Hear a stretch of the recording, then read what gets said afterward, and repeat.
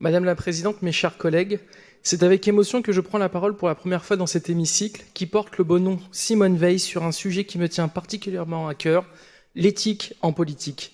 Élu d'opposition à Pantin de son beau département de la Seine-Saint-Denis, j'ai souvent pu constater l'absence d'éthique dans les collectivités lors de ma jeunesse et c'est ce sujet qui m'a donné envie de m'engager en politique car l'exemplarité des élus est un enjeu majeur pour redonner confiance et éviter l'abstention massive lors des élections locales. Cette charte éthique a été minutieusement travaillée par plusieurs élus avec l'aide de notre administration. Nous devons la soutenir collectivement car l'éthique, la bonne conduite et la lutte contre la corruption est l'affaire de tous.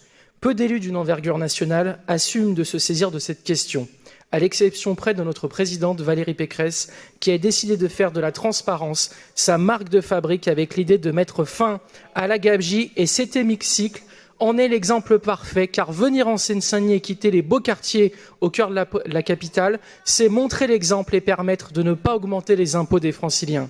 Oui, nous devons aux franciliens et aux franciliennes ce devoir de transparence. Et il est d'autant plus important de le faire en cette période de crise économique et sanitaire. Faire preuve de transparence et d'exemplarité, c'est faire honneur à ceux qui ont été en première ligne lors de cette période compliquée et à ceux que nous devons aider à rebondir. Attentif aux sujets régionaux, je m'étais étonné lors de la précédente mandature de voir l'opposition de gauche ne pas vouloir renoncer à certains avantages. Visiblement, certains aimaient s'accaparer le monopole du cœur, mais les preuves d'amour vis-à-vis des catégories populaires se faisaient attendre.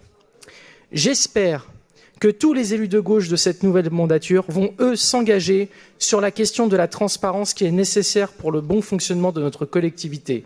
C'est souvent dans les collectivités territoriales de gauche que nous faisons de belles découvertes. Et c'est la droite et le centre avec Valérie Pécresse qui a pris à bras-le-cœur ce sujet en notamment divisant par 3 le nombre de voitures à disposition des élus dans notre région ou en obtenant une norme ISO 37001 anticorruption, ce qui est une première en France. Souvent, bonne gestion et éthique vont de pair. La politique, c'est servir et non se servir. C'est tout le sens de la charte éthique que nous devons voter. L'éthique est une notion à laquelle personne ne peut se soustraire et à laquelle nous devons tous nous soumettre. L'insoumission est un droit, mais lorsque nous parlons d'éthique, ne pas s'y soumettre est une faute morale. À gauche, et on l'a encore vu ce matin, on aime souvent citer Pierre Mendès France, qui disait que la démocratie, c'est d'abord un état d'esprit. Eh bien, j'ai envie de répondre que l'éthique doit être l'état d'esprit de la démocratie.